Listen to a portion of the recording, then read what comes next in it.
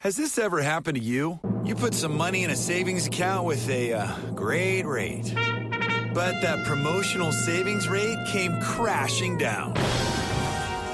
You deserve better. Take just 5 minutes and open a Capital One savings account online. You'll get one of the nation's best rates that's not a promotional rate. Welcome to Banking Reimagined. What's in your wallet? For consumers only. Offered by Capital One N.A. member FDIC. Copyright 2017 Capital One.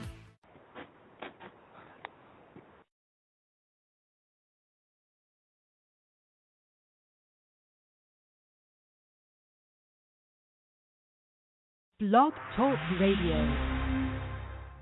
You came here to party, gon' put your hands up. If you wanna get it started, gon' put your hands up.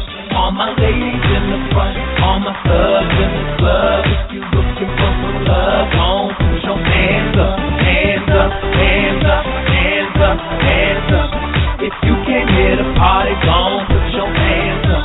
All my ladies in the front, all my thugs in the club. If you looking for some love, gon' put your hands up.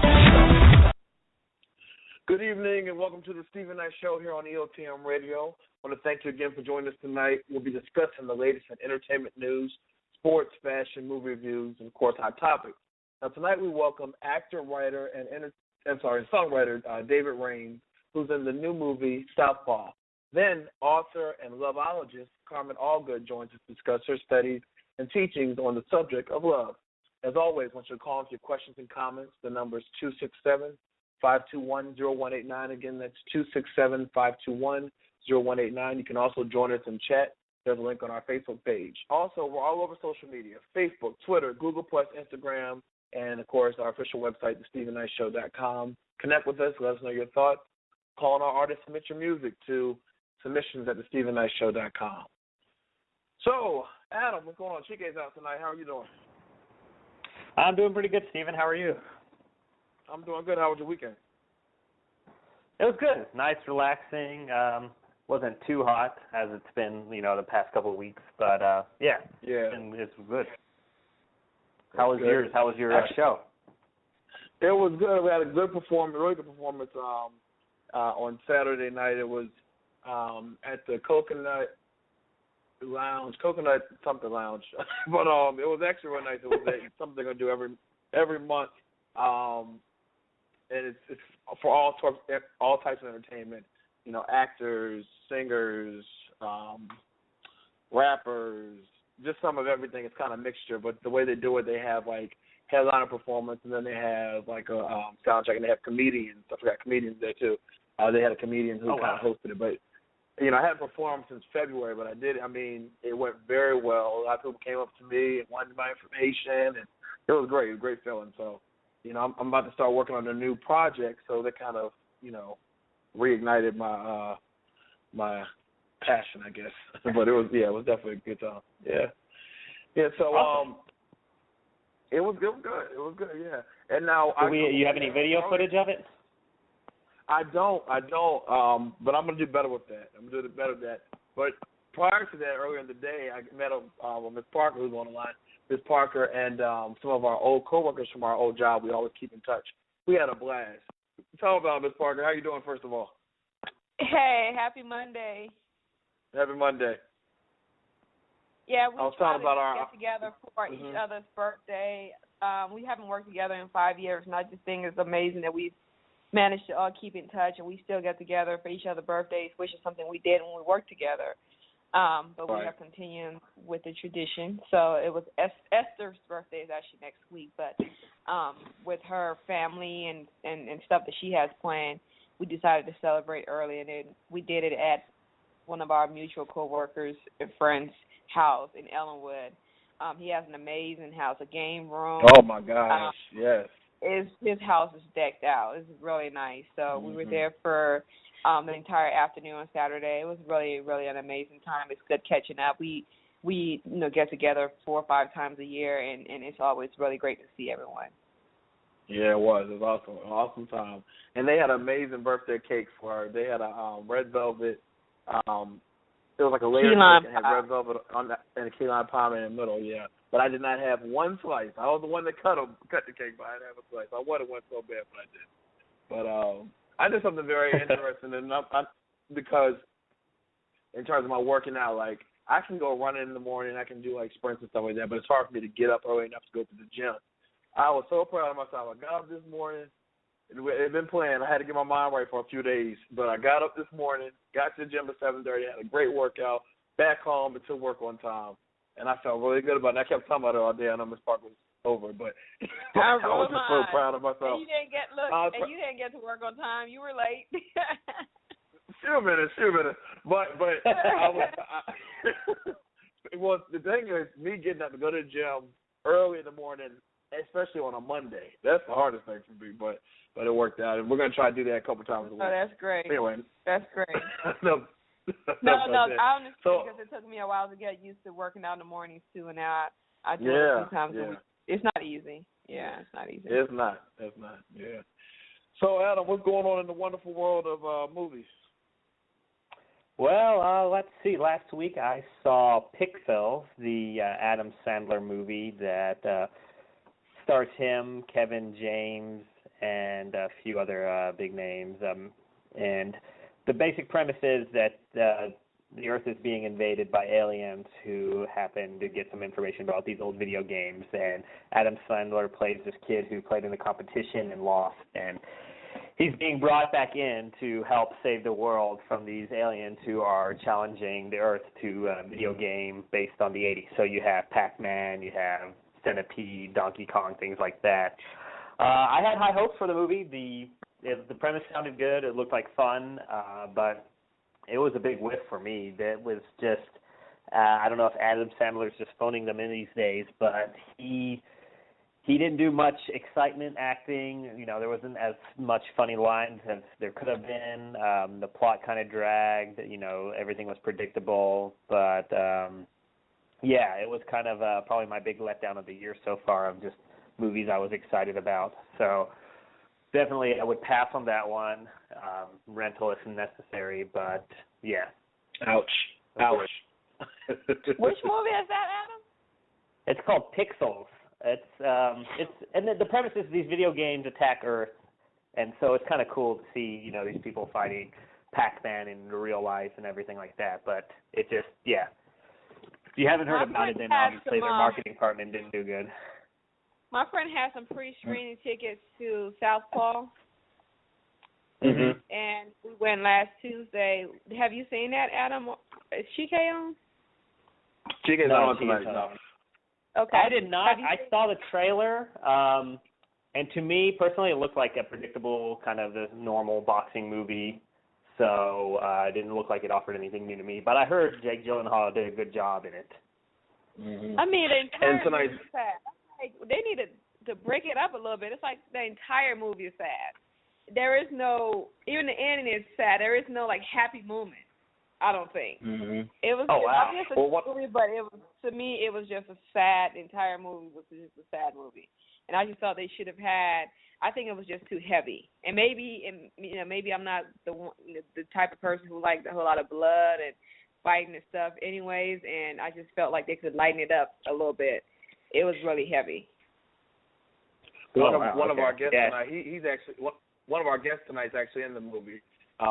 He plays. Let's see. He plays Detective Miller, because one of the detectives in the movie. But yeah, he's on, so we'll talk to him later on about the movie. But yeah, you thought it was. I remember you saying Miss Parker it came off sad, but I heard it did better than they thought it was going to do at the box office, which is always good. Yeah, so it did number 5 at the box office. Ant-Man is still in the top slots.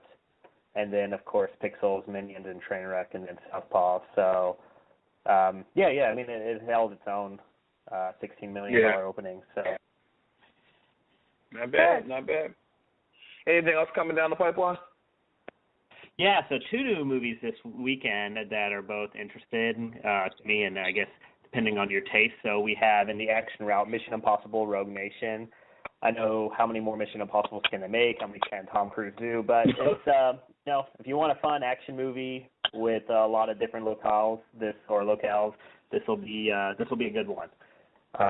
And then on the other end of the spectrum, we have Vacation, which is the comedy movie based on the National Lampoon's Vacation, the Chevy Chase movie. And it's kind of like a remake, but in a different way. It's Chevy Chase's son in the first one, Rusty. He is taking his kids to Wally World because he had such a good time as a kid. So that'll be funny. I saw the trailer for that, and it seems like it hit a lot of good marks, and they did a good job. So I think both are good choices if you're looking for something different, and those are what I'm looking forward to. Okay, perfect. Adam, will you be joining us in Hot Topics? No, I can't today, unfortunately, but, you guys keep it going. Okay. All right. Well, have a great week. See you next week. All right. Thanks a lot. All right. Mr. Aaron, big week for you. How's it going? Things are going great, Stephen. Miss Parker, how's it going? What's up, Aaron? You ready for this? You ready for this big move? I am. Absolutely. Yeah. Yes. That's great. That's great. What happened for you? What's going on in the world of sports? Well, let's talk about the NFL. Okay. They actually made history again by hiring their first ever female coach. The Arizona Cardinals, broke history today by hiring Jen Welter. She is the Cardinals' assistant coach for training camp and for the preseason. And she is the first female coach of any kind in the NFL. So, wow. Congratulations. Congratulations. Yeah, major. Yeah. I mean, that is deep. That's definitely that deep. is major. Yeah. So let's see. This is something that's kind of sad.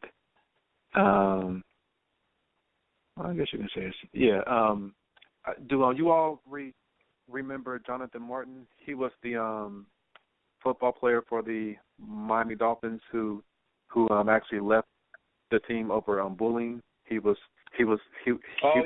being bullied and taunted and everything. I remember that. Well, he is officially retiring from the NFL at the age of 25. Yeah, he's only played in the NFL for 3 seasons, so he's giving it up. Who's retiring? His name is Jonathan Martin. He's a defensive tackle, defensive end, or he could be off. No, I'm sorry. He's an offensive lineman. Big, tall guy. Big, tall, skinned dude. Yeah. I remember that. I remember that story when he was being. You remember bullied. that? Yeah. Well, he's leaving. He's leaving football, and he wants to do other things. And also, he was scheduled to actually miss the entire 2015 season with a back injury. So that might have, also kind of made him want to give it up and everything. But 25 years old, injuries. That back is no joke, and it sure isn't. There's nothing to play with. And you also just have to think about your life past NFL, past football. You want to be able to still have a decent quality of life and do other things, and to be to be a person that has nagging back injuries or nagging knee injuries or brain injuries. It would not be a good thing. So anyway, he's retired. Have y'all seen the video of Michael Jordan dancing? No. Michael Jordan can wobble, y'all. Yeah. Yes. Mr. Air Jordan was at a nightclub in San Diego this past weekend, and he was getting it in. He was dancing, wobbling, and he was sipping $4,000 tequila, so that might kind of help you get that wobble. You know, $4,000. $4,000. At $4,000, man, they can make wobble work. Yeah, wobble. You working, you making it clap. You like, right. $4,000. You better get it in. Okay. Right. Yo, last week I didn't mention Steph Curry and his wife. They had their second daughter, Ryan. Yeah. Yeah, so, they did. Yes. So, Mr. Curry, Mrs. Curry, congratulations on the birth of your precious little girl, Ryan. So now they have two. Riley is a big sister to Ryan. So congratulations to both of them. Yeah, congratulations. Absolutely. Yes. Yeah, I didn't even know she was pregnant that whole time. I couldn't even tell. Oh, you couldn't? Yeah, I didn't know she was pregnant either. Mm-hmm. Yeah, I saw like she wasn't as big as I've seen other women, but women, they come in different. I don't know. Please don't send me no bad Facebook messages, y'all. I don't know. But yeah, she's that big to me, but I can kind of see the little bump or something. But yeah, she was pregnant. And did y'all know that gosh, I'm gonna mess his name up. The guy from LMFAO Red Foo, is that his name? The music group, singing group, the rap group, Red Foo. What about him? Never mind. Oh, he's training to become a tennis pro. Oh wow. Okay. Yeah, so thought that was interesting. That's interesting. Yeah, and Lamar Odom was at a Las Vegas strip club, so I guess he is over Chloe for right now. So, yeah, he's at strip club. Yeah, he's at strip club. Just dropping bottles or whatever. So I think he's over Chloe for right now. We'll see what happens next week. And right. Yeah, and that's pretty much it, man. That's it in the world of sports. Football season is pretty much here. We have the Hall of Fame game in 2 weeks, and I just can't wait till preseason starts. I'm ready. It's your time of year. Yes, it is. So, anyway, that's the latest in the world of sports, and I'll talk to y'all next week. In a few minutes, actually. Hot topic. Hot topic. But before we go on to hot topics, Miss Ferguson, for those who don't know, she gave birth to her son, Dylan. Congratulations to new mommy and her longtime boyfriend. Yeah. Congratulations. I said he's so cute. Yeah. We posted a picture on our Instagram. Dylan is so cute. Check it out. Yeah, he's adorable. So check out her updates at buttershopaholic.com. We're going to our Artist Spotlight real quick. We announced a few weeks ago that we started this section, Artist Spotlight, and each week we will select a hot artist to be featured on our homepage as well as in the Artist Spotlight section on our website, thestephenknightshow.com. If you're interested in being considered, please email us at submissions@thestephenknightshow.com. Include your bio, promotional photo, social media sites, and a radio-friendly MP3. We definitely look forward to hearing your work. Again, a lot of artists sending in their music. We definitely appreciate it. Now, tonight we are featuring someone who is a friend of the show. He's been on before, New Jersey-based R&B crooner, Authentic. This is his single. We'll play some of it. You can hear the whole full single at our website, thestephenknightshow.com. But this is his single called On to the Next. Check it out.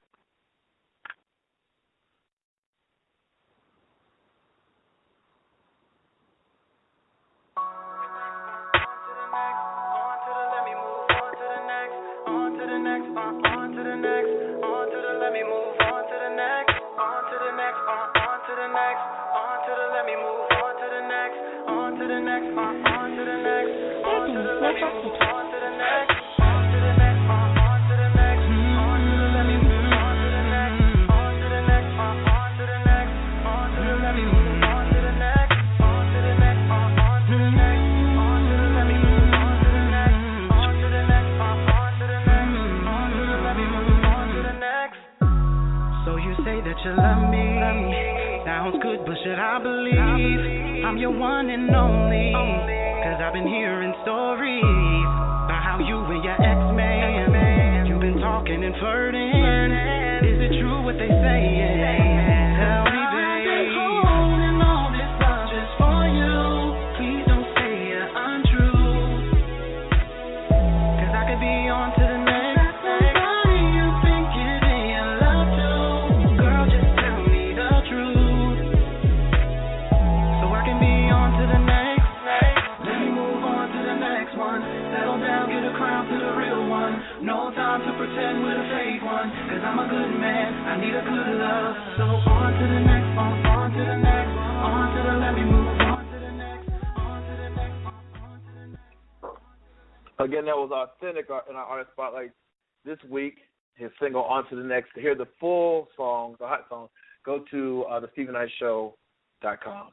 All right, y'all ready to get into these hot topics there, Ms. Parker? Yep. Absolutely. Right.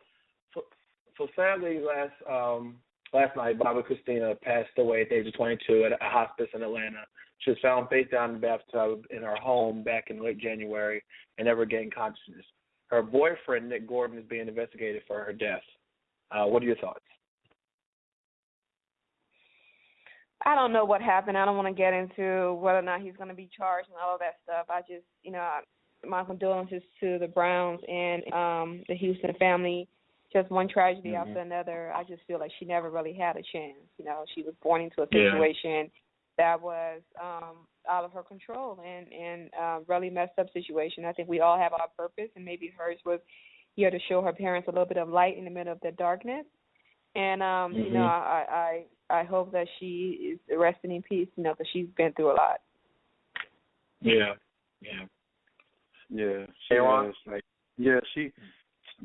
She always, to me, just seemed like she just wanted someone just to give her a hug. Like even as a child, like she just seemed so. Even though she had her parents, she just seemed kind of lonely. And I really feel for her. Like it's just like Miss Parker said. It's like almost like she didn't even have a chance. It just seems like people forgot about her almost. Like even after her mom's passing. And again, I don't know her family or anything like that. And I'm sure that there were people that were there for her. But at the same time, it just seemed like people didn't really fight for her. Okay, all right, Bobby Chris, good luck. Yeah, just sad, just so sad. 22 years old, just man, just sad. It's very sad. Very sad. I think that she obviously did never recover from losing her mother. Just from the reality show they had, you could see that she always seemed not quite herself. And then even years later, and then like we've all said, no one really knows what happened the day she died. But it's just a very sad situation. And I understand Bobby Brown. He said that he's at peace with the fact that she's with her mother, but it's still just crazy. And so the family's thanking everyone for the well wishes and the support over the last few months. But our thoughts and prayers are definitely with that family. All right, so on to the next subject. Joe Jackson suffered a severe stroke on his 87th birthday while partying in Brazil. The stroke left him temporarily blind. The Jackson family says that they're running more tests to see if he should be flown back to the U.S. for more treatment or if he should just stay where he is for now. He was actually in Brazil for his birthday party. What are your thoughts on Joe Jackson and, everything that's going on with him? Mr. Jackson was getting it in. He was having a good time. Right. Is he still married to Cassie? I don't know, because I heard that they were divorced, and I heard when they can't get divorced. What is going on with them? Right. Are they separated, I guess? So apparently Catherine Jackson filed for divorce back in the late 70s, but never went through. And so they have been living apart for years. She lives in L.A., and he lives in Vegas, but they still kind of have some kind of relationship. Like even at the BET Awards there for Janet Jackson, when she got the award, they were there together, and they've been together. Right. They're still married, but they don't live together. Yeah. So, okay. I do know he lives in Vegas. I used to see him all the time, but that's just weird. Their whole religion thing is weird, but I hope he feels good. I heard he's not in a good condition at all. Like he's he's had to have several surgeries, and that his recovery is not going well. You know, he is 87, right? He turned 87. Mm-hmm. I don't know what he's doing in Brazil, 87. But he needs to have surgery. Right. I know. Apparently, and rumor was he was in bed with some young chick, but we don't know. I don't know if that's true or not. But that's what they're in Brazil too. Yeah. I believe it. I believe that. Yeah, that thing. She went. You know, whatever she did. Because that's what they go to Brazil for. That's right. Yeah, they do. Yeah. Mm-hmm. Well, Joe said it was his birthday, so why y'all mad? Right. Well, all right. Well, we wish him a speedy recovery as well. Yeah. Next subject. So last week, rapper Meek Mill stated that Drake had a ghostwriter who wrote his songs, all his hit songs. Drake shot back with a diss track called "Charged Up." If it's true that Drake does not write his hits, what is a Meek Mill? Meek is irrelevant because he started messing with Nicki. Like, I don't even know one of his songs. So I don't have any comment. He's irrelevant. Me neither. I wouldn't have even responded. Yeah. Well, the question was here's the question. Let me ask the question. The question is, if Drake is not writing his new hits or not writing his music, do you even care? Drake is a ghostwriter. Drake is a ghostwriter for other artists. He writes his own music. He's not street. I mean, why would the music industry wouldn't back a singer or a rapper like Drake with no street cred if he wasn't talented in other ways? This dude came from the suburbs of Canada. There is no way he would have made it in the music business if he didn't have talent writing. So it don't even make sense. Right. Meek.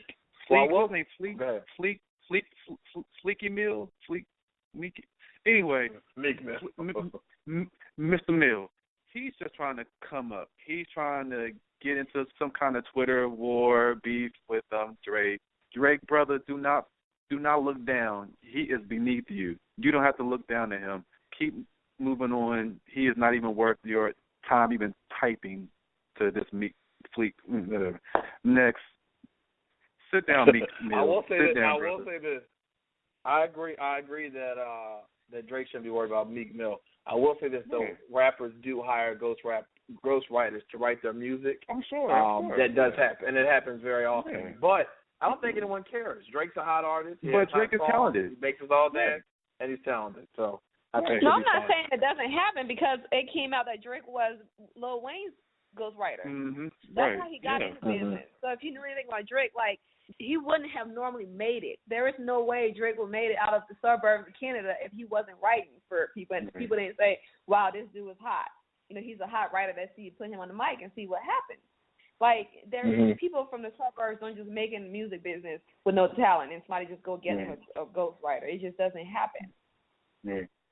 Okay. Yeah, Drake is and when I first heard Drake, I actually thought it was Wayne. I'm like, who is that dude? And they were like, that's Wayne's ghostwriter because he raps the same verses and everything. So I was like, okay, well, he sounds like Wayne. It was like, oh, that's Wayne's ghostwriter. And he's been writing for Wayne for years. And then you see it and you hear it. You can hear it. You can hear it. So I know they're a ghostwriter, but I don't think he has a ghostwriter. I think he is a ghostwriter. And our last topic, well, actually, we're going to talk about question today, but our last topic is that after being on the mat, after caught using the N-word in a sex tape, Hulk Hogan's reputation took another blow Monday with a shocking news report that he also name-checked Jamie Foxx in a racist rant.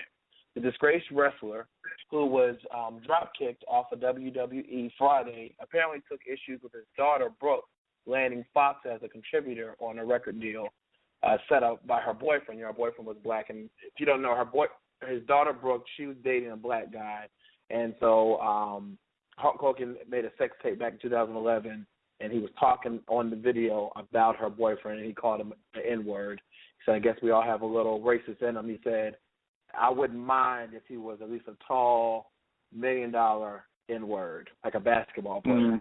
But anyway, so now he's saying he kind of called Jamie Foxx an effing N-word for having something to do with his daughter kind of coming up on her new album, our new record deal, $10 million record deal. when he feels like he put in millions of dollars to help her, and she kind of let that go by the wayside. What are your thoughts on Hulk Hogan? Because I was a kid that grew up on Hulk Hogan. I loved Hulk Hogan, and now it's kind of disappointing. What are your thoughts? I'm very disappointed in all of the things that have transpired in the last few years with him and his family, because when they had a reality show, I actually watched it. And I remember him, like you said, when we were growing up. I remember Hulk Hogan. My little cousins were nuts over him. Hulkamania. Made me watch it too. But yeah, used to make me watch WrestleMania with them all the time. I was babysitting them to drive me nuts.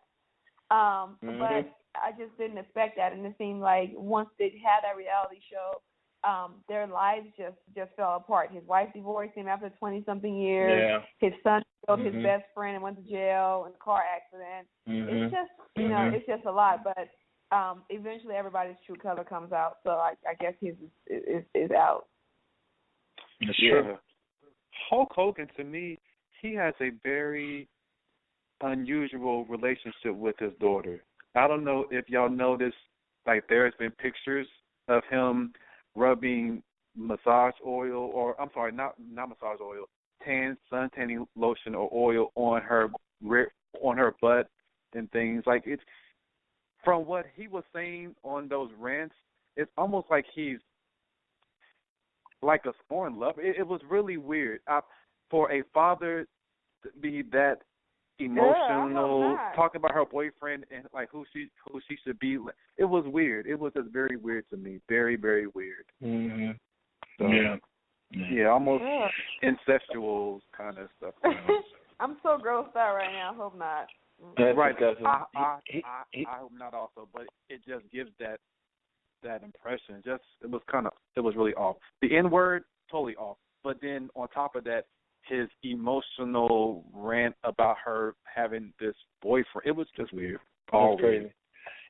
He has since apologized and said that there's no excuse for his language, but he's been doing this for a while now. So, yeah. All right, so let's talk about this before we go to commercial. Question of the day. Listen very closely to the question of the day. It was kind of heated on Facebook today. Bill Cosby has filed a lawsuit stating that he wants a woman in the 2004 deposition who accused him of rape to pay back some of the money because she requested that the entire deposition be released to the public. And so his attorney said that since she is, going past, their agreement by wanting this to be released, they think she should pay the money back because she's going against, what was agreed in court. What are your thoughts? Oh, my Uncle Bill. Oh, my God. Dude. He just making it. Now he want to talk. He didn't want to talk. Months and months ago, he kept his mouth shut. Now, all of a sudden, he's talking. Still not talking. This is attorney. Well, this is attorney. His attorneys are talking, whatever. But it's like Miss Parker, please, go ahead. I don't have anything to say. I'm over Bill Cosby and all of his foolishness. I am too. I'm over it. Yeah, he's getting what he should be getting. I will say this, that although we know he would not see him in the best light and everyone is kind of turned away from him, if she did breach that agreement, she does need to pay that money because that's law. But in that, I know we're not talking about law. We want to talk about law. Because see that's what people were arguing in the question of the day. People weren't answering the question; they were more so bashing Bill Cosby. We all know, what we think about him. But in a contractual agreement, if you sign a contract, you can't decide later on if you're gonna go against that. Right. You know what I mean? But you don't have to sue her, even though if she breached the contract. You can sue her, but you don't have to sue her. Right. That's what's kind of off-putting about it. It's the fact that, okay, you now want to sue her. Okay. Right. You know what I'm saying? Like, dude, it's okay. If she breached the contract, let her, it is what it is. Did you or did you not? This is the same woman. This is the same woman. And his attorney sickens me. The fact that a black woman would take on his case. I don't care if he was paying me $10 billion. I would not take on that case. Like, you have to have some standards and you have to have some values. Like, every time it sickens me. It sickens me because those women are not lying. And for you to be a mother or daughter even have a mother and represent someone like that is disgusting. And I'm glad Spelman is sending him back. Every money he ever given them, they are refunding him 100% every money he ever given them. Yeah. And they are $20 million. Yep. And they're no longer accepting any help from him. Wow. Who? Spelman College here in Atlanta.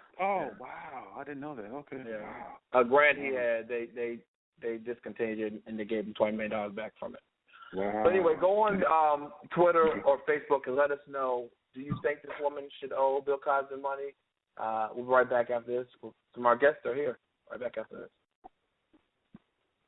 My name, calling all night. I can pull the wool while I'm being polite. Darling, calling all night. I can be a fool while I'm being polite. Oh me, oh my. I know many women want to be in my life. Oh me, oh my. Why can every woman end up being my wife? Even if she go away, even if she go away, even if she go away, even if she go away. I'm a classic man. You can be mean when you look this clean. I'm a classic man. Calling on me like a young OG. I'm a classic man.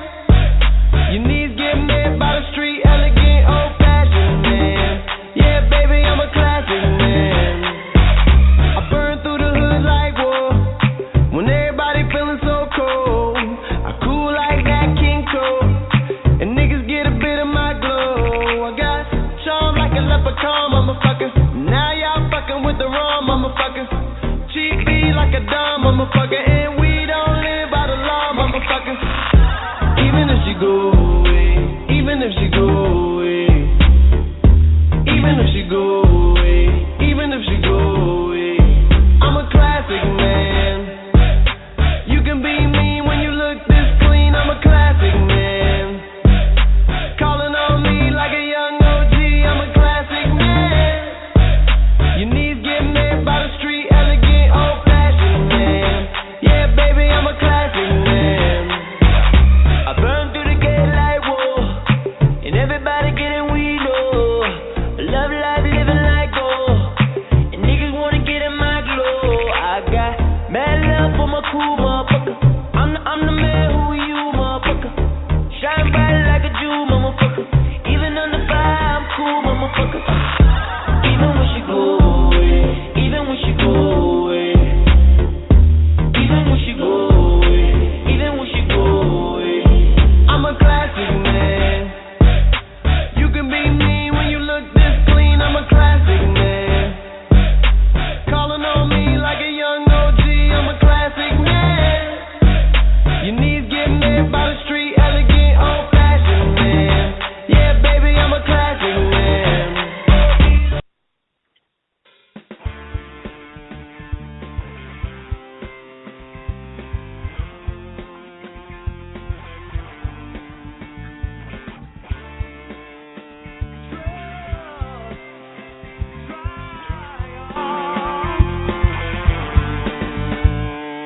Watch that broken dancer. Her fear is like a cancer. She's staring at the ceiling. She don't want that funky feeling.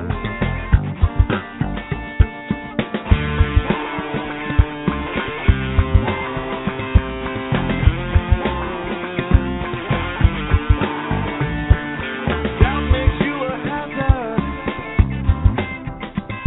Then pride makes you a bastard.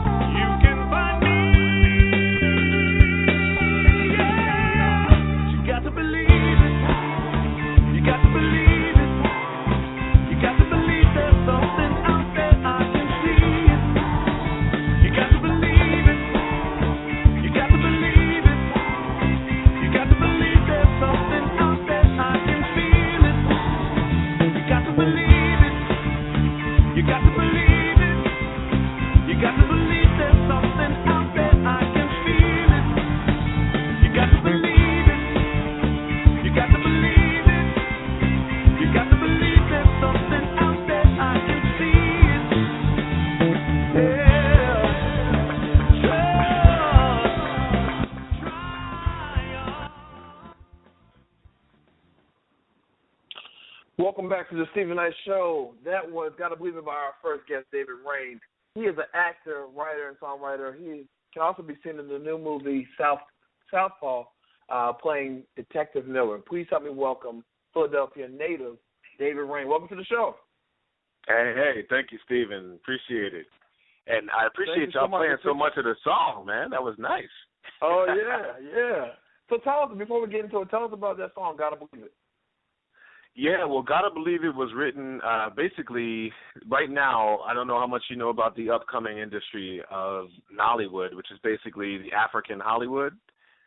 It's kind of like comparable to India's Bollywood, but it actually derives from Nigeria. And a bunch of people got into, a bunch of Africans got into studying the industry, studying filmmaking, and they built their own film industry out of Africa, and they have a few diasporas that are around America. So we have Philadelphia is a major diaspora, and then there's D.C., there's Houston, and some other place. I think Miami actually is another little place. But so basically, there's a film that was being developed called Transition, and the producers, which are Ducor Media Films, they asked me to lead this film. And they also asked me to have an input of music because basically the character I play is a rock and roll superstar that kind of has a fall in his life. And he gets in – I don't want to give away too much because the film will be playing soon. But he basically has there's a major trauma that happens. And he's separated from his family because of the trauma, and he has to kind of develop himself and find himself and come back to the realization of the power of who he is, and that's the Gotta Believe It part of it. So I kind of got inspired. It was, kind of inspired writing it that way lyrically, but also there's a studio in Philadelphia, which all should know of. It's called the Boom Room, and this is a badass little spot. It's a nice spot where they have Sunday jams.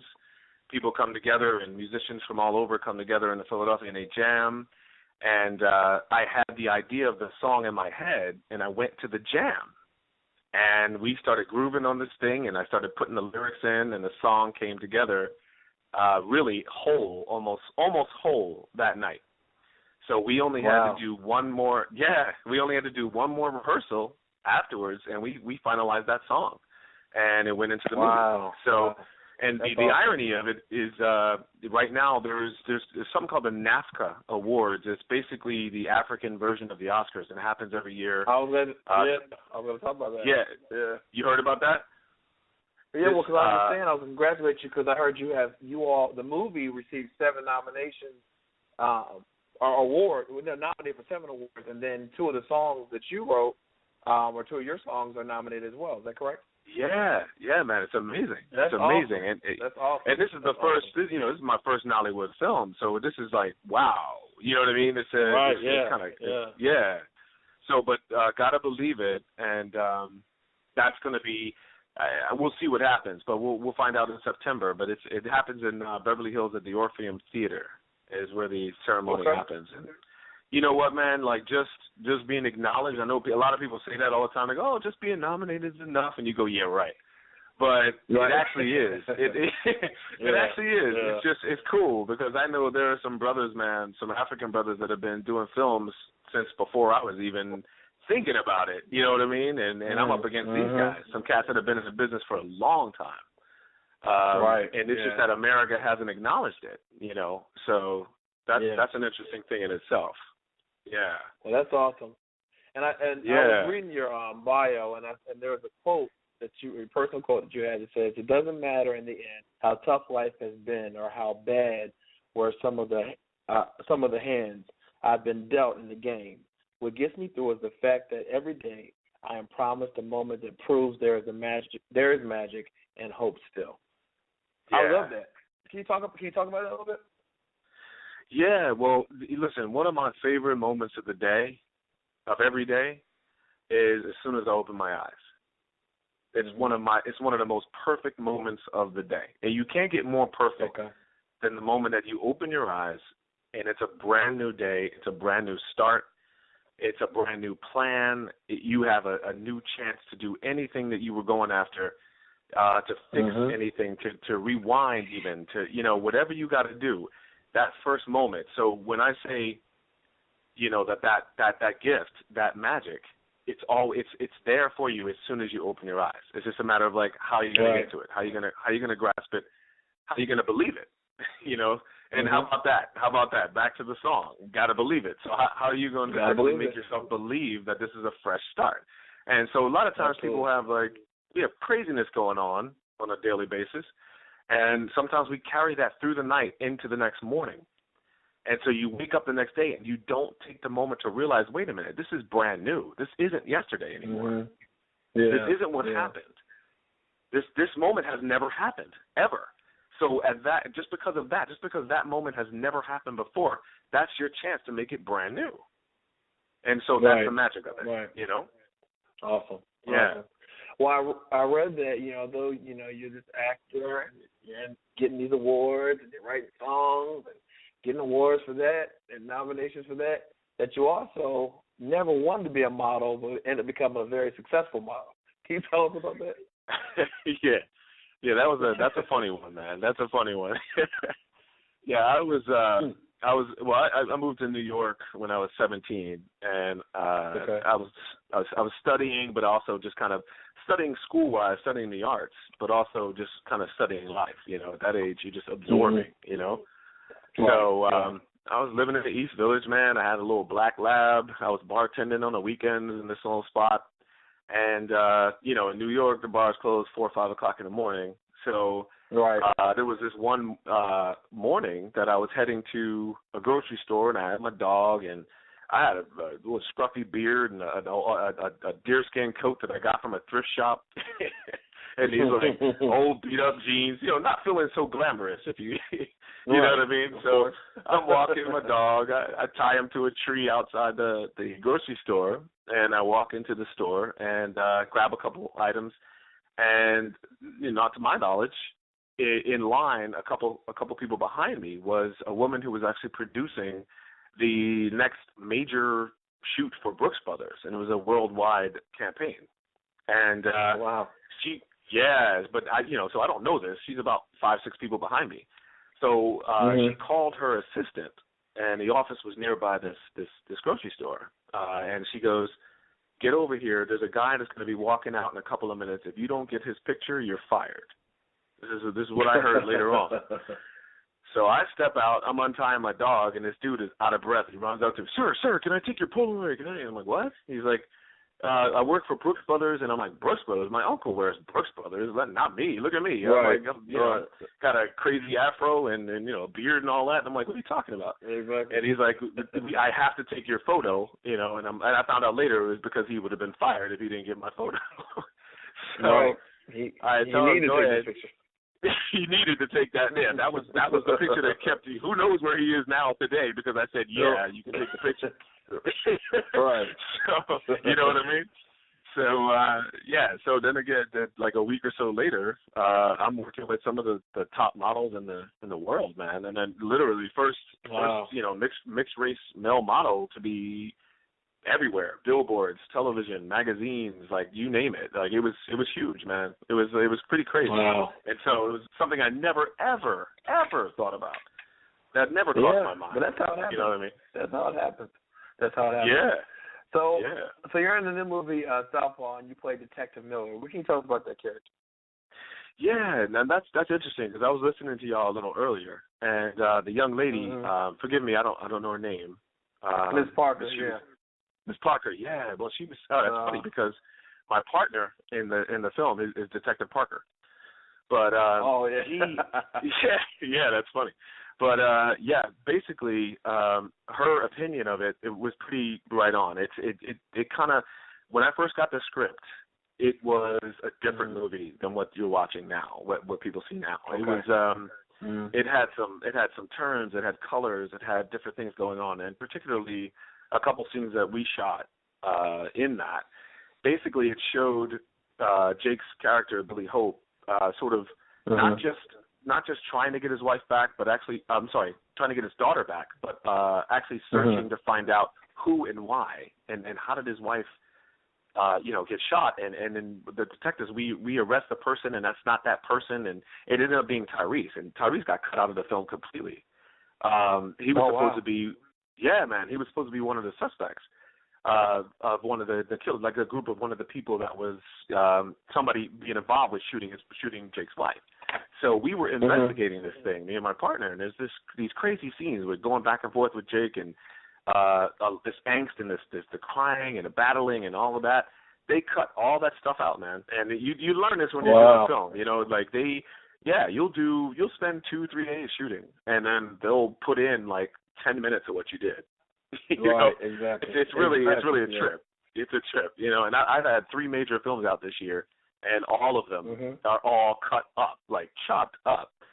So what they did is they took the whole investigation out of the movie, and I don't think it was a good choice, and I don't think Anton Fuqua made that decision. I think that was more of a Harvey Weinstein producer decision. I don't know because the director Antoine wanted that kind of stuff in there. He wanted that kind of life thing happening, like real life, somebody struggling to find out what's going on, and so right now the film is really mostly about him struggling to get his daughter back, and then training to get his career back. And that is just too typical. It's too typical. Yeah. You know what I mean? So I wish the film lucked, but I'm saying everyone said it's a good movie, though. It's still a good movie, and, I just understand it did a lot better than they thought it would, first week. So that's still good. Yeah. Yeah, I mean, they're talking, 66 million the first weekend? Yeah, exactly. Something like that? Not too bad. No, that ain't shabby. We ain't seasoned at that. Because we're all going to be okay because of that. Right. Yeah. So yeah. What else do you have coming down the pipeline? Right now, basically, we're going to support Transition. Transition still has to have a full-on overseas exposure that we're waiting to get that going. I am right now in the middle of doing some off-Broadway theater because I do theater in New York as well. So we had a great show that just opened last weekend. I've been going back and forth, man, all week. This is my first day that I've been in Philly to just chill.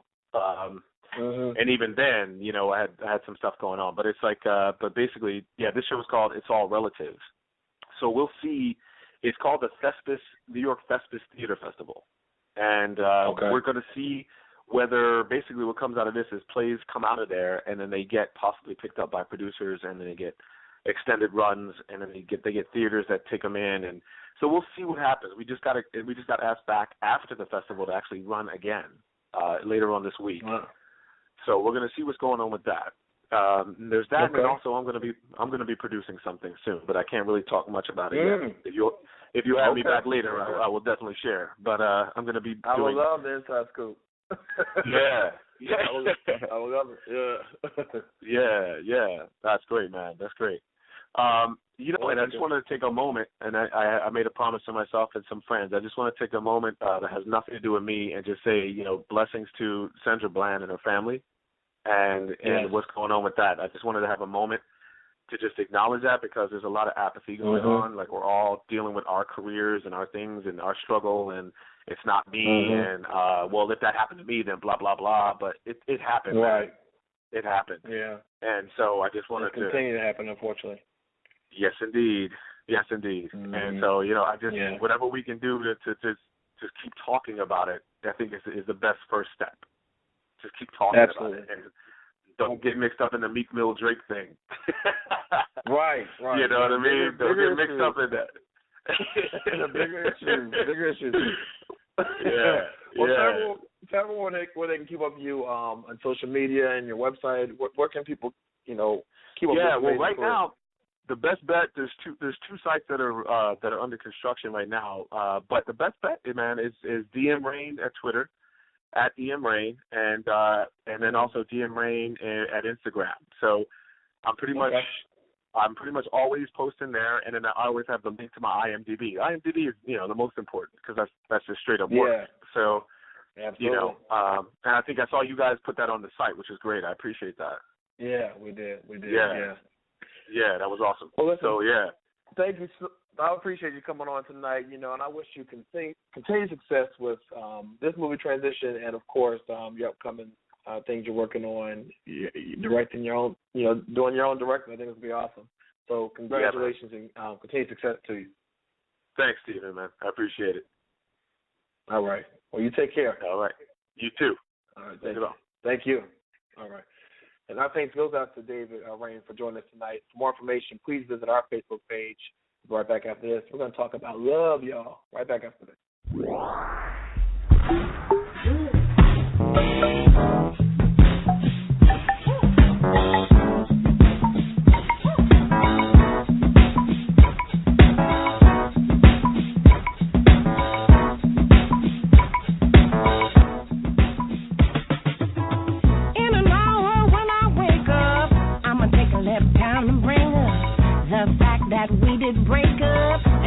One night we made up and we made love, and it was so good. That sweet rough, that funky stuff.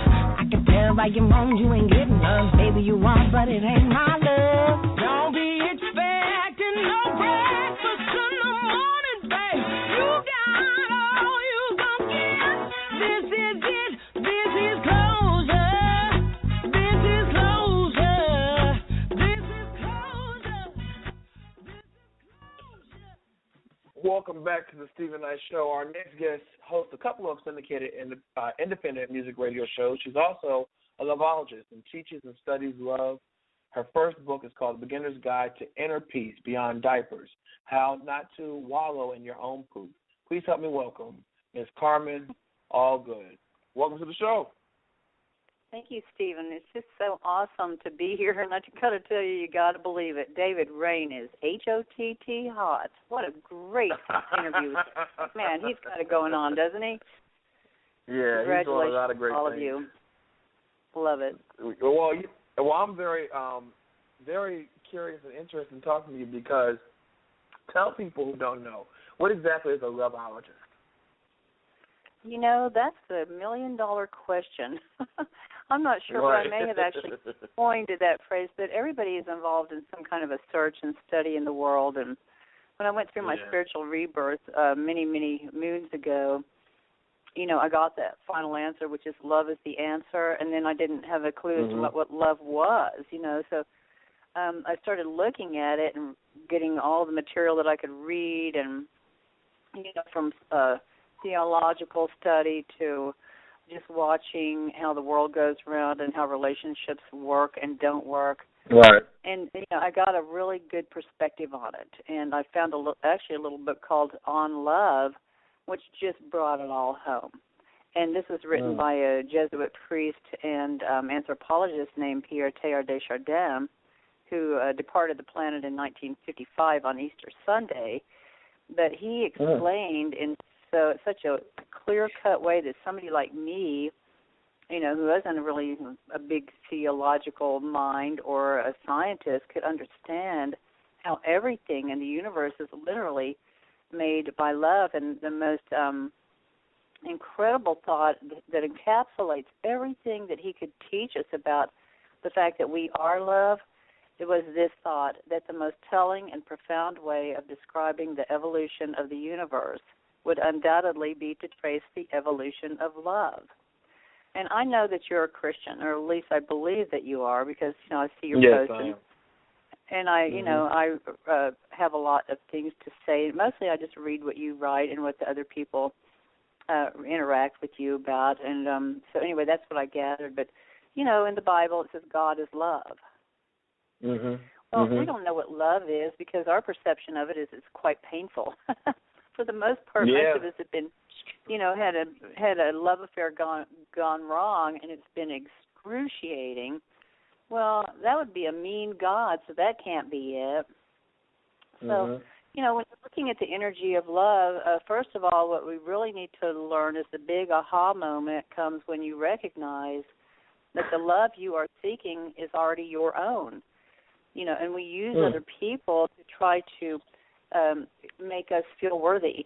But what we really use them for is to convince us that we're not worthy, then we hold grievances against them, and then the relationships fall apart. And this is why relationships struggle in this world, because we're always having this conditional love affair going on with somebody that we have picked and chosen out of millions of people in the world to pretty much convince us that we're not worthy.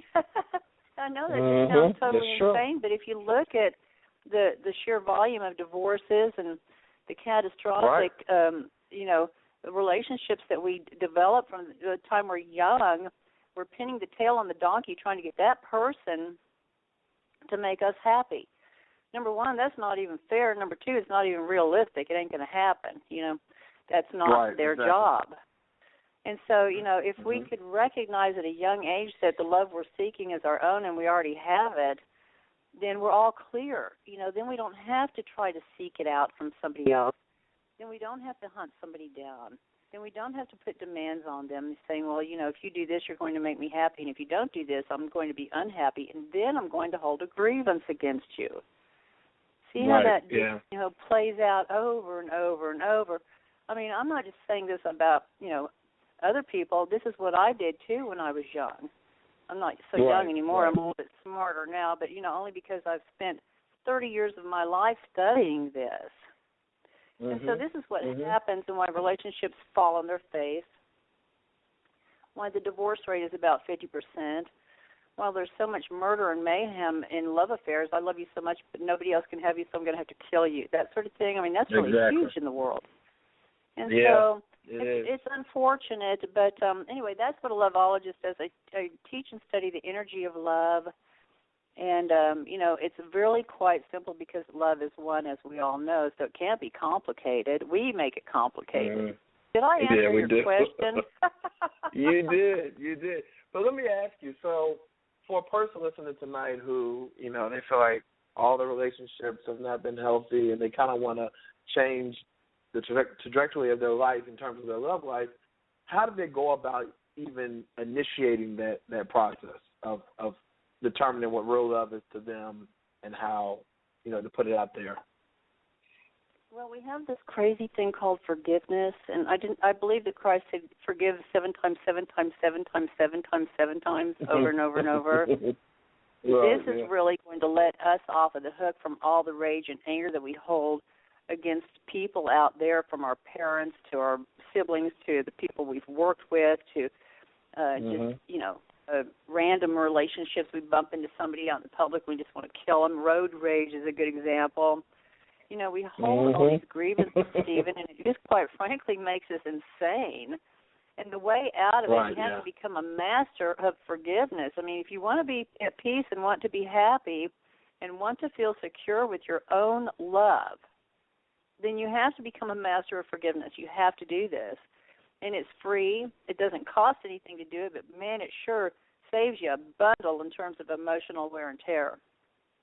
It really does. So we have so many opportunities to forgive every headline. I heard you guys talking about, Sandra Bland and that unfortunate, terrible situation, which has just caused the world to grieve on a level, that we can barely wrap our minds around. And, but it's not just that. I mean, it's just constant. So we have all these opportunities to practice forgiveness. And, everybody says, well, I'm perfectly, I have a right to be angry. Well, if you think it's worth sacrificing your happiness and peace over, sure. But if you really want to, have a chance of understanding the love of God, which is what you are teaching on your Facebook page and in your shows, then, give it up a little bit. There's a better way, and it's called forgiving. Absolutely. Once you truly forgive, one moment of forgiveness will free you completely forever, and you will understand that you are so connected to the source of love, which is so giant that everybody's got it. So for us to behave as though we don't have love down here is totally wrong. We're just wrong. That's our saving grace, is admitting that we've made a mistake and we are attached to the source of love, and all it does is love us. Right. And I know you talk a lot about forgiveness. You talk about gratitude. How would you attribute gratitude, being grateful, to love? Well, once you can get through the forgiving stage and you recognize that all the grievances that you held against the world were really just hurting you, and that you can free yourself from that vicious cycle in your mind. See, it's nothing to do with the body. It's all mental and emotional, which is an invisible world of thought and feelings. And quite frankly, this is our life, and no one's going to be able to tell us what to do or how to live it or decisions to make, but it's a decision. And once you practice forgiveness, Stephen, what you notice is that it's only an illusion, because in truth there's nothing to forgive. But the more you practice forgiving, the faster you start to forgive for incidents. Instead of holding grudges for weeks or months or years, you might just hold it for an instant and go, do I really want to sacrifice my happiness over there? No. Then that's when gratitude comes in and takes the place of being furious. Then you can be grateful, because the reality is you are completely saturated with love. It's all about thinking somebody is depriving you of love, and when you recognize that's impossible, well, you can't be anything but grateful. Love is approached through gratitude. Once you quit being angry through forgiveness, then you're left with gratitude, because you are completely loved. That source of love that loves us is real. The love we worship and adore loves us. It is real, and thank God, because if we did not have that, we would be so screwed. There would be no purpose in anything. I mean, we'd just be out on a limb. I mean, then I'd say go around and be the biggest bad man you can be, I mean, what's the point of being kind and loving if there's nothing, if it's a phony ride? If we're just a mutant down here and we just mutated out of this swirling cosmic mass and there's no purpose to our life, I mean, thank God that's not true. That's not true. I know it's not true. You teach love. You give people a platform to express themselves. You interact. You sit back and you listen. You learn something from them. And the questions that you pose are to make them think about, what can we do to make the world a better place, right? Absolutely. I think some people some people when they read my questions of the day, they'll understand the question is being posed to not only allow them to express themselves, but to see how other different people feel. You know what I mean? And I think by being able to see that, it helps them understand how people think and thinking outside of what they only see. You know what I mean? Absolutely. To learn something from someone else and to have an honest, open, clean discussion. That's what is so healing about the Internet. It gives everybody a voice. We're all in the same playing field. We're all equally important. Nobody is bigger or mightier than anybody else. And so when you have this honest, open discussion called communication, it is so healing for everybody. And right now, everything in the world is geared towards healing. That's what we're all, we're all trying to forgive the past and let it go. We're all trying to learn how to live in the moment and accept the total love that is with us right this moment, which is real. And, we're trying to learn that we came from the same source. This means the truth about everybody is the same regardless of the form, male, female, old, young, black, white, yellow, green, red, whatever color. That's superficial stuff. The content of love is the same. And so this is, this is just, and these guys that come in and just blow away all these people and these mass murders. Oh my gosh, it's crazy. Yeah, they just wipe it. They just wipe us out, especially the kids. I mean, like Sandy Hook school. It's like, oh my God, they were like 6 years old. What was your point in this? And then the terrorists. So, the vast majority of the world's not like that. We're not like that. Exactly. These guys are grabbing the headlines. I think we ought to be giving love the headline every day, like this David Raine you just had on. I mean, what a powerhouse that guy. He is so optimistic. I want to get some of that stardust. And can you sprinkle that on my head, man? Because that's going to make me wake up. First thing in the morning, I'm like, wow, I just woke up. Cool.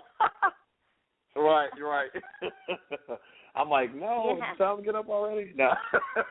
I love that song, Yeah, I did too. Let's talk about your book, The Beginner's Guide to Inner Peace, Beyond Diapers, How Not to Wallow, in your own poop. I love that title.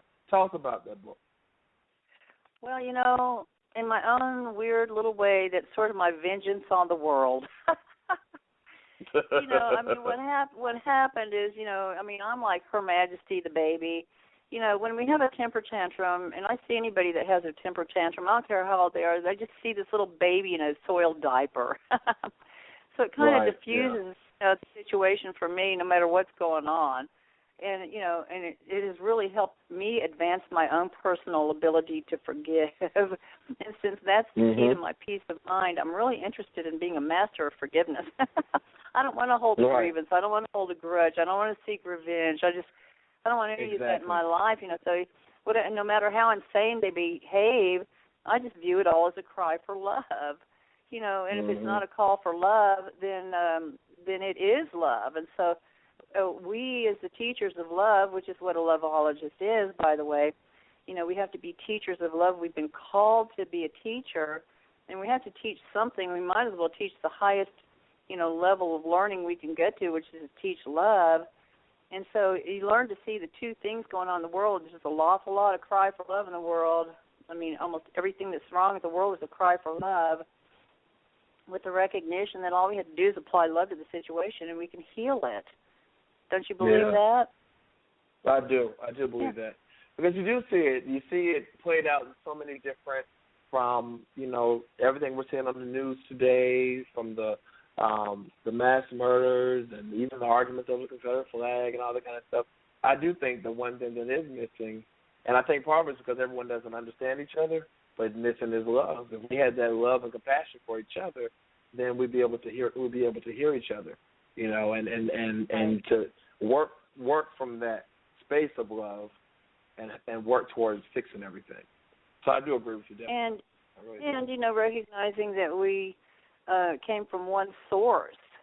And so we're all trying to backtrack in time to try to get to identifying that source so we'll understand what our own identification and name is. And this is what, you know, until we can understand that we are the same and quit seeing what we perceive to be differences, we're not different. We all want the same thing. I mean, we want to be happy. We want to, you know, contribute something to the world. We want to just live our life as peacefully as possible while we're here. You know, we want to advance whatever it is. We want to find out, you know, what our purpose is and, you know, what goes on after we die or leave this plane. You know, is this it or whatever? You know, everybody's trying to discover that. And so if you recognize that you have this eternal nature within your center, which is called love, it doesn't die. Right. You know, it can't die. And so if we can latch onto that, you know, we're filled with hope. There's a reason, you know, to live. There's something that's eternal that's not going to die. So we overcome the thought of death, and then we're not afraid. And once you lose your fear, you know, then you're home free. And somewhere in the Bible, I'm not really real familiar, it says, you know, the last to overcome will be death. You know, all the fear revolves around death. And so if we can eliminate that thought from our mind, then we don't have fear. And then you become a master teacher of love. And you just stand your ground no matter how crazy it's going on out there. You always recognize that's a cry for love. Then you supply what's being called for, and the situation is diffused and it's healed. So we all have the ability to do that and the power, and if we can just recognize it without reacting with our own ego and blowing up, you know, and then go, you know, wow, you know, you must really be hurting or you wouldn't be acting out. That's what Beyond Diapers is all about. It's like getting out of the baby stage.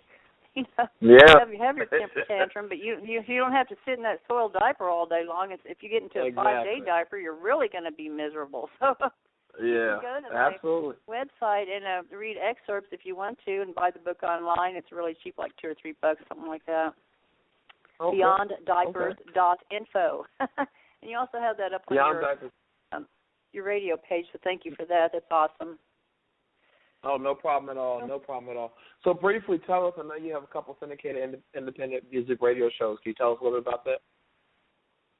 Sure. That's just something that I happen to do. I've had probably close to 30,000 artists on my shows by now because I'm getting so old and senile I can't figure out how to stop it. Oh, no. You know, I'm not sure, but I do believe that I actually originated the first independent music radio show on a commercial level starting in 1986. in Oklahoma City. Awesome. And awesome. you know, and then I started syndicate. I did the Colorado Wave when I was in a small station in Colorado, like in 2000, and then I syndicated the show in 2005, actually. So that's been syndicated for 10 years. That's a hard business. I wouldn't recommend it to anybody. And you know, I just love the music. Like I heard David Raine's song, I thought, man, that's what it's all about. Just, you know, really a groovy vibe, an elevated message. These people are so humble. You know, he's probably doing better than most of them. You know, probably not a billionaire, but that's okay because he's a happy camper. And so, you know, there's just so much great music. And I know you support the independent artists, and I just think more power to them, man. You know, I'm not a musician. I know you are, but all I can do is just be somebody that appreciates, you know. Right. I mean, the music I play, you know, yeah, I mean, you can go and, you know, there's nothing on commercial radio that can outshine what we're playing. I can guarantee you that. Mm-hmm. So you can go to thecoloradowave.com and, you know, also listen to all my shows. I've got something like, you know, 300,000 subscribers to the podcast. Wow, that's you know, awesome. I've got in AM and FM stations all over the world that I've just managed to trip into, and some of them actually contact me now. I've been doing it for so long, and they're looking for shows. That's great. Yeah. You know, and it's a lot of work. It's sometimes a thankless task, and I can't tell you what keeps me doing it. One of these days I'm going to have to give it up and turn it over to somebody else crazier than me, but for the time being, you know, I mean, I still kind of got it going on a little bit. Yeah, you do. Well, you know, mainly I can't think of anything else to do. I went on your webpage, and you have a lot of shows, a lot of following. That's awesome. That's awesome, for real. So, yeah, you know, tell everyone. I'm sorry. Go ahead. No, tell everyone where they can keep up with you. I know you're on social media, and of course your websites once again. You know, I've got several domain names, and they all, you know, flow back into the one domain name. You know, with the BeyondDiapers.info for my book, the Colorado Wave, WAV. Everything I do is a wave. You know, it's like the Love Wave, the Colorado Wave, Music Wave, Worldwide Waves. You know, I just put the wave on the end of everything. So, you know, I like to wave. Waving is good. Right. So, but, you know, if you want to submit a song, you know, you can submit a song for the show. You can listen to the shows on demand or, you know, go out and explore the world of all these great radio stations all over the planet. You know, it's on the Radio Seagull, which is this radio ship, which I just love. It's moored off the coast of the Netherlands. Can you imagine that, a radio ship? How would you like to go have your show on a radio ship? You know, I mean, I just think it's really cool. I get excited. I mean, I had a high school radio station pick up my show. It like excited me beyond belief. You think I just won the lottery? I don't even get paid for it. It's like, oh, I'm so cool. This is so cool. The high school kids, I just love it. You know, so, that's awesome. You know, so, you know, but the music is really good, and of course I have to listen to everything because it's on terrestrial stations. So some of the musicians will put a funny word in there every once in a while. I have to get my little cutting tools out and kind of snip it, you know. Love it I know all about anyway, it. But yeah, I'm like, really, you spent $10,000 to record this so no one could play it? You know? Right. And exactly. I do another show with some guys on Indie 104 Radio LA, which is all independent music, you know, and some talk shows, and it's called Band Talk, and that's every Wednesday on indie104.com, and we do the show live Wednesdays at 11 a.m. California time. And we just talk about tips for bands, you know, how to avoid pitfalls, how to get your contracts, how to book tours, what kind of publicity you can get, how to get your music on radio stations. I mean, we've probably done at least 100 shows that we have those on archived as a podcast too. If you just go through and look at it and see if there's something in there that you need help with. You know, we can lie just as well as anybody else about this business. Right, exactly. No, but we can save bands some serious time, you know, in figuring out a map or a road plan to maybe, you know, move themselves ahead a little bit better, like licensing deals for your music, you know, stuff like that. Yeah. Okay. So I do that, and anyway, That's it. Enough about me. Let's talk about you. Well, they know enough about me, but I do want to thank you so much for taking the time and coming on here and talking about love, because I think, like you said, it's the one thing that we're afraid of, one thing that the world is missing. You know, if we all, you know, worked from that space of love, I think we'd be in a much better place. But I thank you for coming on, and I encourage everyone to go to your website and to your podcast and to everything you have going on, and just anything that can feed your spirit, we need to read and we need to listen to. So thank you so much. Absolutely. Thank you for all the good work you do and for keeping the flow of positive thought going out there on the internet too, man. We need to clone about 1,000 more guys like you out there today. I appreciate it. Have a great evening, and we'll stay in touch on Facebook. Absolutely, Carmen. Thank you. You have a great one.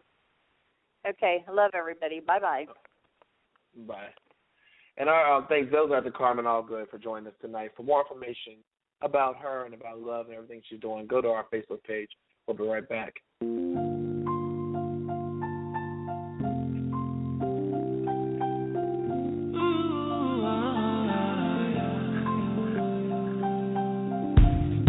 It's a blessing to see people with their heads up to the sky. Honestly, for the same people, life can be so real. I'm amazed by all your strength, I am, and I'm grateful you come through. Yeah. So I take this time to stop a moment and show my gratitude. For you, I put my lighter in the air for you. I see what you're doing, yeah, I see what you go through. Put my lighter in the air, the truth is you're beautiful, beautiful, beautiful, beautiful. Now put your lighter in the air for us. Everybody singing together, sing a new song. Put your lighter in the air for love. It's beautiful, beautiful, beautiful. Many mighty ships are sinking. Many stars are falling down, and I count it as a blessing that you hold me up now. Oh, I can tell that you've been praying. My whole life has turned around, yeah, yeah, and I can't go without saying that I thank God for you all now. Yeah, for you, I put my lighter in the air for you. I see what you're doing, yeah, I see what you go through. Put my lighter in the air, the truth is you're beautiful, beautiful. Now put your lighter in the air for us. Everybody singing together, sing a new song. Put your lighter in the air for love. It's beautiful, beautiful, beautiful. Let me say yeah, yeah, yeah, yeah, yeah, yeah, yeah. Say yeah, yeah, yeah, yeah, yeah, yeah, yeah. Let me hear you say yeah, yeah, yeah, yeah, yeah, yeah, yeah. Say yeah, yeah, yeah, yeah, yeah, yeah, yeah. I put my lighter in the air for you. Alright. I see what you're doing, yeah, I see what you go through. Alright. Put my lighter in the air, the truth is you're beautiful, beautiful. Now put your lighter in the air, put your lighter in the air. Everybody singing together, sing a new song. Alright. Put your lighter in the air for love. Oh, you're beautiful, beautiful. Let me hear you say.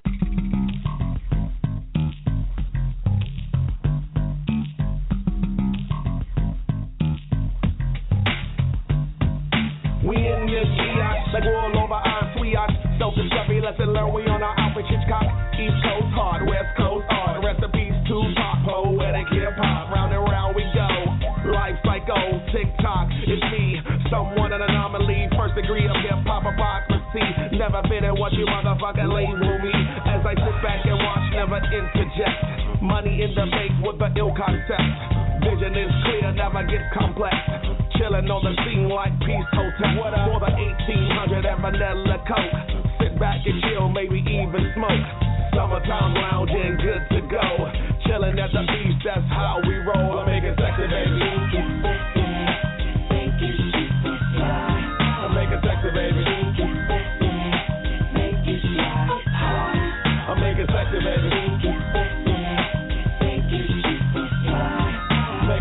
baby. Shake it, just know you're sexy, baby. We be the scene stealers, way back killers.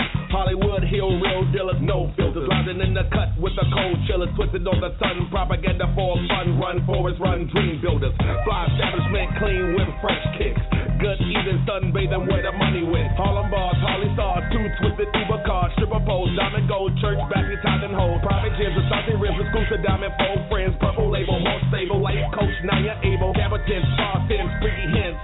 But yo, where the money, where to make it sexy, baby. Make it sexy, baby. Make it slide. I'll make it sexy, baby. Make it slide. I'll make it sexy, baby. Shake it, just don't break it, get that sexy. Scene stealers, Hollywood Hill dealers, lounging in the club.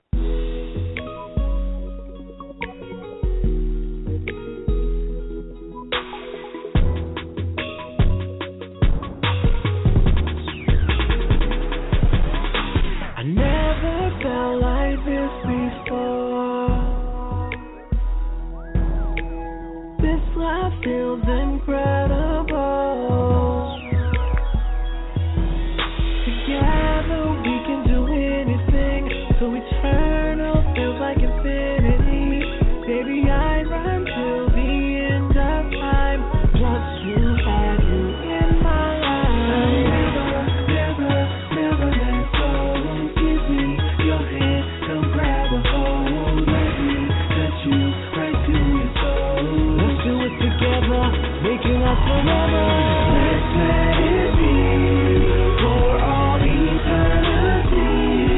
Till the end of the earth, I will follow you, girl. Love you forever, forever, forever. Till the end of the earth, I will follow you, girl. These girls have come and they have gone, but no one compares to you alone. Yeah. So baby, I'm trying to make you see our future feels like a fantasy. No doubt this love is here to stay, and I know you feel the same way. Never let go. Give me your hand, come grab a hold. Let me touch you right to your soul. Let's do it together, make it last forever. Let's let it be for all eternity. Till the end of the earth, I will follow you, girl. Love you forever, forever, forever.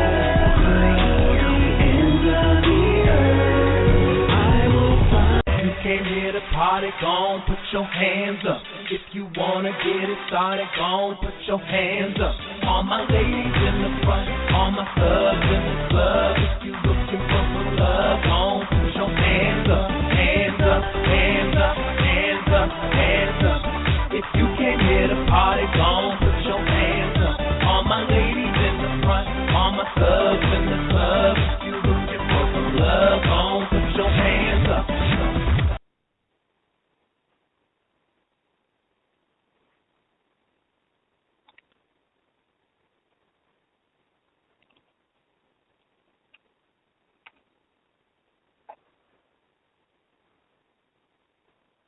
The newly redesigned 2018 Subaru Outback, our most adventurous Outback yet. Get 0% financing on an Outback today. Learn more at SubaruofKennesaw.com. Cannot be combined with any other incentive financing to well-qualified applicants. Subject to credit approval, vehicle insurance approval, and vehicle availability. No down payment required. See participating retailers for details. Offer expires 11/30/17.